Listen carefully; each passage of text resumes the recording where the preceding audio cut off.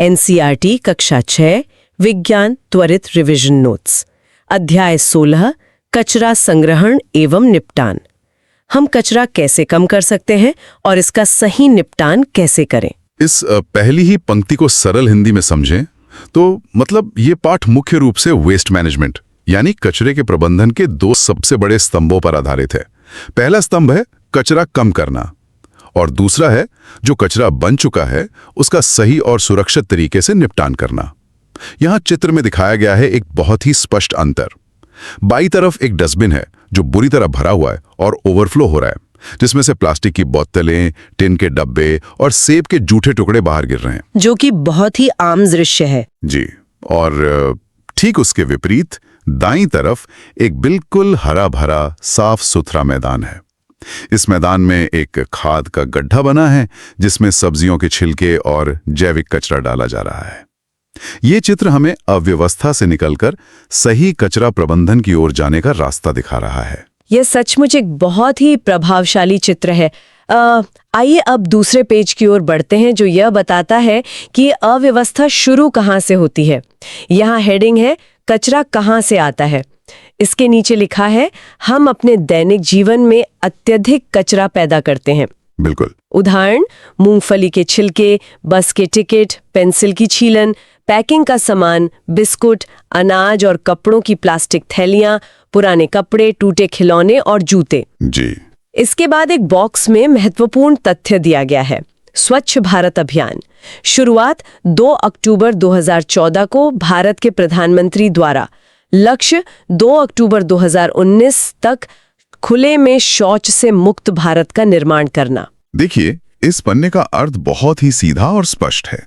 कचरा कोई बाहरी वस्तु नहीं है, बल्कि ये हमारी रोजमर्रा की छोटी छोटी गतिविधियों का ही परिणाम है। मूंगफली खाने से लेकर स्कूल में पेंसिल छीलने तक हर काम में कचरा उत्पन्न होता है। सही बात है। और स्वच्छ भारत अभियान का जिक्र यहाँ विशेष रूप से इसलिए किया गया है ताकि ये समझा जा सके कि सफाई सिर्फ घर तक सीमित नहीं है, ये एक राष्ट्रीय स्तर का लक्ष्य है जिसका सीधा असर हमारे स्वास्थ्य पर पड़ता है। यहाँ चित्र में दिखाया गया है दैनिक जीवन में पैदा होने वाले कचरे के कुछ उदाहरण। इसमें मूंगफली के दाने और उनके छिलके हैं, एक नीले रंग का बस का टिकट है, लाल रंग की पेंसिल की छीलन है और एक बिस्कुट का रैपर है। इन सब के नीचे स्वच्छ भारत अभियान का वो प्रतिष्ठित चश्मा वाला लोगो बना है। तो कचरा पैदा होने के बाद वो जाता कहाँ है? तीसरे पेज पर इसका उत्तर है। यहाँ हेडिंग है भराव क्षेत्र यानी लैंडफिल, कचरे का पड़ाव। जी, ये बहुत महत्वपूर्ण हिस्सा है। परिभाषा में लिखा है सफाई कर्मचारी कचरे को ट्रकों द्वारा निचले खुले क्षेत्रों में ले जाते हैं जहां गहरे गड्ढे होते हैं। इन खुले क्षेत्रों को भराव क्षेत्र कहते हैं। इसके नीचे 3 चरण दिए गए हैं। 1, कचरे को 2 भागों में बांटा जाता है, उपयोगी जिसका पुनर्उपयोग हो सके और अनुपयोगी। 2, अनुपयोगी कचरे को भराव क्षेत्र में फैलाकर मिट्टी की परत से ढक दिया जाता है। 3, जब ये पूरी तरह भर जाता है तो इसे पार्क या खेल के मैदान में बदल दिया जाता है। और अंत में एक बहुत बड़ा नियम लिखा है, अगले 20 वर्षों तक उस स्थान पर कोई भवन नहीं बनाया जाता। इस प्रक्रिया को ऐसे समझना चाहिए कि जो कचरा किसी काम का नहीं रहता उसे शहर से दूर बड़े बड़े गड्ढों में ले जाकर जमीन के अंदर दबा दिया जाता है। जब वो गड्ढा भर जाता है तो उसे सुंदर पार्क का रूप दे दिया जाता है। लेकिन यहाँ सबसे रोचक वैज्ञानिक तथ्य वो 20 साल वाला नियम है। बिल्कुल, ये ध्यान देने वाली बात है। जमीन के नीचे दबा हुआ कचरा धीरे धीरे सड़ता है, जिससे जमीन धंस सकती है और अंदर कई तरह की गैसें बनती हैं।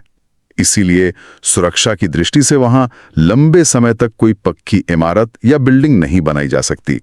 यहाँ चित्र में दिखाया गया है एक बड़ी सी पीली मशीन जिसे एक्सकवेटर कहते हैं। वो एक बहुत गहरे गड्ढे में कचरे को मिट्टी के साथ दबा रही है। इस गड्ढे के कटे हुए हिस्से में साफ तौर पर देखा जा सकता है कि कचरे और मिट्टी की कई परतें एक के ऊपर एक बिछाई गई हैं। भराव क्षेत्र की ये जानकारी बहुत ही स्पष्ट है, लेकिन जैसा कि पढ़ा गया कचरे को उपयोगी और अनुपयोगी में बांटना जरूरी है। इसी पर पेज 4 आधारित है। यहाँ हेडिंग है कचरे का पृथक्करण क्रियाकलाप 1। इसमें 2 समूह बनाए गए हैं। जी। समूह 1, विगलित होने वाला कचरा। सामग्री रसोई का कचरा जैसे फल और सब्जी के छिलके, अंडे का खोल, सूखी पत्तियां, कागज। परिणाम, यह कचरा पूरी तरह विघटित हो जाता है और खाद बन जाता है। हाँ, प्राकृतिक चीजें हैं। फिर है समूह 2, विगलित ना होने वाला कचरा। सामग्री, प्लास्टिक की थैलियां, कांच, कपड़े, एल्युमिनियम रैपर, कीलें। परिणाम, ये कचरा विघटित नहीं होता और इसका निष्कर्ष है, जो कचरा मिट्टी में दबने पर काला हो जाए और दुर्गंध न आए, वह खाद बन चुका है। इस गतिविधि का मुख्य वैज्ञानिक सिद्धांत विगलित होने यानी गलने या सड़ने की प्रक्रिया को समझाना है। जो प्राकृतिक चीजें हैं वो मिट्टी में मिलकर आसानी से गल जाती हैं, लेकिन इंसान द्वारा बनाई गई चीजें जैसे प्लास्टिक या कांच कभी नहीं गलती, और जो चीज गल जाती है वो खाद बन जाती है, जिसकी सबसे बड़ी पहचान यही है कि उसका रंग काला हो जाता है और उसमें से बदबू आनी बिल्कुल बंद हो जाती है। यहाँ चित्र में दिखाया गया है, एक खुले मैदान में कुछ बच्चे जमीन पर बैठकर कचरे को अपने हाथों से 2 अलग-अलग ढेरों में छांट रहे हैं।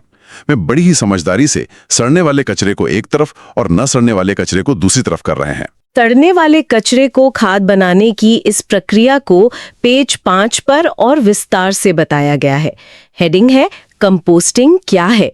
इसके नीचे परिभाषा है, रसोई घर के अपशिष्ट सहित पौधों एवं जंतु अपशिष्टों को खाद में परिवर्तित करना कंपोस्टिंग कहलाता है। जी। नीचे एक बहुत ही महत्वपूर्ण बॉक्स है, सावधानी, पहेली और बूझों की तरफ से। सूखी पत्तियों को कभी न जलाएं। इन्हें जलाने से हानिकारक गैसें और धुआं उत्पन्न होता है जो स्वास्थ्य के लिए खराब है। सही तरीका, पत्तियों को गड्ढे में डालकर उनकी कंपोस्ट यानी खाद बनाएं। सरल शब्दों में कहें तो कंपोस्टिंग वो प्राकृतिक तरीका है जिससे रसोई और बगीचे के गीले कचरे को सड़ाकर पौधों के लिए ताकतवर मिट्टी तैयार की जाती है। पहली और बूझों की चेतावनी स्वास्थ्य के नजरिए से बहुत गंभीर है। अक्सर लोग सूखी पत्तियों को जला देते हैं, जिससे निकलने वाला धुआं फेफड़ों के लिए अत्यंत हानिकारक होता है। इसके बजाय पत्तियों को गड्ढे में डालना चाहिए ताकि वो जीवनदायी खाद बन सकें। यहाँ चित्र में दिखाया गया है 2 अलग-अलग परिस्थितियां। एक तरफ जलती हुई सूखी पत्तियां हैं जिन पे एक बड़ा सा लाल रंग का गलत का निशान है, और दूसरी तरफ उन्हीं पत्तियों को धीरे धीरे खाद में बदलते हुए दिखाया गया है जिस पर एक हरे रंग का सही का निशान बना हुआ है। अब पेज 6 की ओर बढ़ते हैं, जहां इस प्रक्रिया को और तेज करने का तरीका बताया गया है। यहाँ लिखा है वर्मी कंपोस्टिंग। इसके बिंदु हैं, लाल केंचुओं की सहायता से कंपोस्ट बनाने की विधि को वर्मी कंपोस्टिंग या कृमि कंपोस्टिंग कहते हैं। केंचुए किसानों के मित्र होते हैं। यह विधि स्कूलों और घरों में खाद बनाने के लिए बहुत उपयोगी है। देखिए, साधारण कंपोस्टिंग में कचरे को अपने आप सड़ने में काफी समय लगता है, इसलिए वर्मी कंपोस्टिंग में एक विशेष प्रकार के जीव का उपयोग किया जाता है जिन्हें लाल केंचुए कहते हैं। ये लाल केंचुए कचरे को बहुत तेजी से खाते हैं और उसे अत्यंत उच्च गुणवत्ता वाली खाद में बदल देते हैं। क्योंकि ये मिट्टी को उपजाऊ बनाकर खेती में मदद करते हैं, इसलिए इन्हें हमेशा से किसानों का मित्र कहा गया है। यहाँ चित्र में दिखाया गया है, गहरे भूरे रंग की मिट्टी के अंदर बहुत सारे लंबे और गुलाबी लाल रंग के केंचुए मौजूद हैं जो कचरे को खाद में बदलने का काम कर रहे हैं। इन लाल केंचुओं के बारे में पेज 7 पर कुछ बहुत ही आश्चर्यजनक तथ्य दिए गए हैं। हेडिंग है लाल केंचुए, महत्वपूर्ण तथ्य। पहला बिंदु, दांत। लाल केंचुओं के दांत नहीं होते। दूसरा बिंदु, गिजर्ड। इनमें भोजन को पीसने के लिए गिजर्ड नामक एक विशेष संरचना होती है। बिल्कुल। इसके नीचे एक टिप दी गई है, अंडे के छिलके या समुद्री सीपी का चूरा भोजन को पीसने में मदद करता है।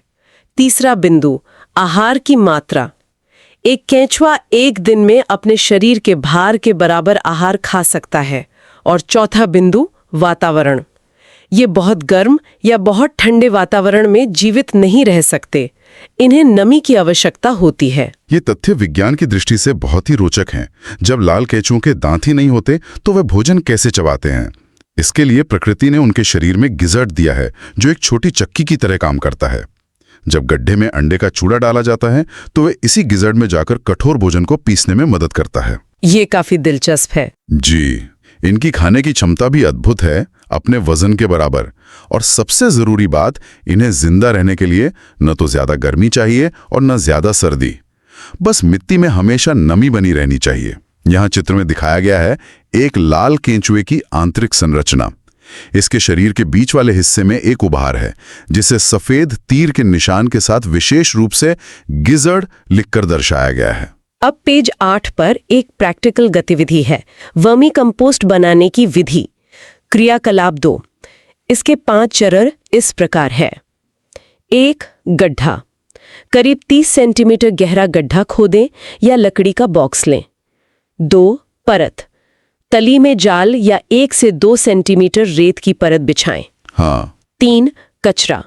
सब्जियों और फलों के छिलके, चाय की पत्तियां और अखबार की पट्टियां डालें और ब्रैकेट में लिखा है चमकदार कागज नहीं। 4. नमी।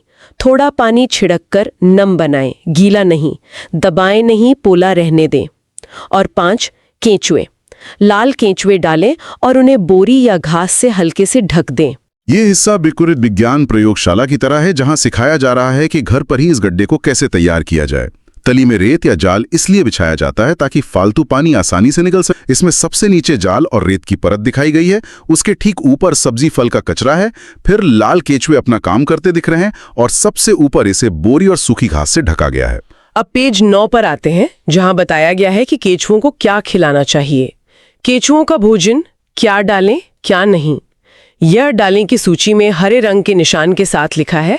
फल और सब्जियों के छिलके, चाय की पत्तियां जो बची हुई हैं, खेत और बगीचे के खरपतवार, कागज और अखबार। जी। और ये नारियल की सूची में लाल रंग के क्रॉस के साथ लिखा है नमक, अचार, तेल, सिरका, मांस और दूध से बने पदार्थ। अंत में सावधानी वाली लाइन है, भोजन में ये चीजें यानी नमक या तेल डालने से गड्ढे में रोगकारक जीव पैदा हो सकते हैं। केंचुए बहुत ही संवेदनशील जीव होते हैं। सादे छिलके और पत्तियां उनके लिए बेहतरीन भोजन है, लेकिन नमक, अचार या तेल जैसी चीजें उनके लिए बहुत नुकसानदेह होती हैं। इसका वैज्ञानिक कारण यह है कि इन चीजों से मिट्टी का संतुलन बिगड़ जाता है और गड्ढे के अंदर हानिकारक फफूंद या बीमारी फैलाने वाले कीटाणु पनपने लगते हैं। ये रोगकारक जीव केंचुओं को मार सकते हैं और पूरी खाद को खराब कर सकते हैं। यहाँ चित्र में दिखाया गया है, बाईं ओर केले और सेब के छिलके के साथ पुराना अखबार रखा है जिन पर सही का निशान है, जबकि दाईं ओर नमक का डिब्बा, अचार, मांस और दूध के पैकेट पर लाल रंग का एक बड़ा सा गलत या प्रतिबंध का निशान लगा हुआ है। एक बार जब ये सब सही तरीके से हो जाए तो पेज 10 पर बताया गया है कि आगे क्या होगा। हेडिंग है वर्मी कंपोस्ट तैयार करना। इसमें लिखा है समय 3 से 4 सप्ताह में गड्ढे में मिट्टी जैसा पोला पदार्थ दिखने लगता है। हाँ, इतना समय लगता है। खाद निकालने की 4 चरणी विधि दी गई है। तैयार खाद से केंचुओं को एक एक करके अलग करना बहुत मुश्किल काम होगा, इसीलिए गड्ढे के एक कोने में ताजा कचरा रख दिया जाता है। केंचुए भोजन की तलाश में अपने आप उस ताजे कचरे की तरफ चले जाते हैं। पीछे जो हिस्सा बचता है वो शुद्ध काले रंग की बेहतरीन खाद होती है, जिसे आसानी से बाहर निकाल लिया जाता है। यहाँ चित्र में दिखाया गया है एक बड़ा सा आयताकार बॉक्स, जिसमें एक व्यक्ति 2 छोटी कुदाल की मदद से तैयार काली खाद को सावधानी से अलग कर रहा है, जबकि बॉक्स के ठीक दूसरे कोने में ताजा कचरा रखा है जहाँ केंचुए जमा हो गए हैं। खाद बनाने के बाद अब बात करते हैं एक और महत्वपूर्ण चीज की।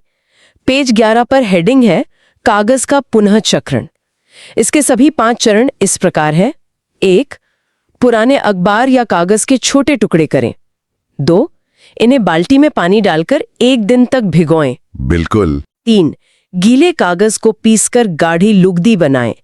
4. लुगदी को फ्रेम या जाली पर फैलाएं। 5.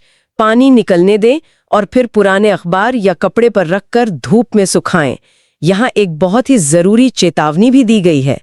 चमकदार और प्लास्टिक लेपित कागज का पुनः चक्रण इस विधि से नहीं हो सकता। पुनः चक्रण या रिसाइकलिंग का अर्थ है पुरानी बेकार चीज को दोबारा इस्तेमाल के लायक बनाना। कागज मूल रूप से पेड़ के रेशों से बनता है। पानी में गलाने से वे रेशे अलग होकर लुगदी बन जाते हैं, जिन्हें जाली पर सुखाकर नया कागज बनाया जा सकता है।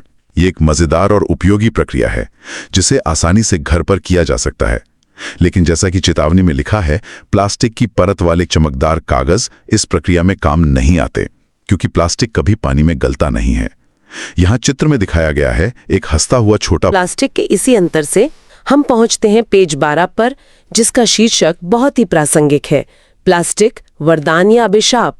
इसे 2 हिस्सों में बांटा गया है। उपयोग के उदाहरण है खिलौने, जूते, थैले, पेन, बाल्टी, ब्रश आदि। जी। और समस्या के 3 बिंदु हैं।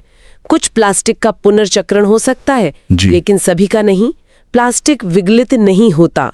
पॉलीथीन की थैलियों का निपटान एक बड़ी समस्या है। इसमें कोई संदेह नहीं है कि प्लास्टिक ने जीवन को बेहद आसान बना दिया है। सुबह के ब्रश से लेकर खिलौनों और बाल्टी तक हर जगह प्लास्टिक है। यही इसका वरदान है। लेकिन इसका सबसे बड़ा अभिशाप इसका वो गुण है कि ये कभी नष्ट नहीं होता। ये हजारों सालों तक पर्यावरण में ज्यों का त्यों पड़ा रहता है। कुछ प्रकार के प्लास्टिक को तो फैक्ट्रियों में पिघलाकर दोबारा इस्तेमाल किया जा सकता है, लेकिन पॉलीथीन की थैलियों का सुरक्षित निपटान आज भी विज्ञान के लिए एक बहुत बड़ी चुनौती है। यह चित्र में दिखाया गया है, एक तरफ तो हमारे लिए बेहद उपयोगी प्लास्टिक की चीजें हैं, जैसे खिलौना कार, बाल्टी, कंघी और पेन, और ठीक दूसरी तरफ एक भयावह दृश्य है जहां काले रंग के कूड़े के थैलों और प्लास्टिक की खाली बोतलों का एक विशाल ढेर लगा हुआ है। ये ढेर कितनी बड़ी समस्या है, ये पेज 13 पर विस्तार से बताया गया है। हेडिंग है प्लास्टिक के दुष्प्रभाव। यहाँ 4 बिंदु लिखे हैं, उन्हें शब्दशाह पढ़ते हैं। जानवरों पर असर। गाय और आवारा पशु कूड़े के साथ प्लास्टिक थैलियां निगल लेते हैं, जिससे उनकी मृत्यु हो सकती है। नालियां जाम। प्लास्टिक की थैलियां से नाले अवरुद्ध हो जाते हैं, जिससे बाढ़ जैसी स्थिति बनती है। ये बहुत गंभीर समस्या है। जलाना।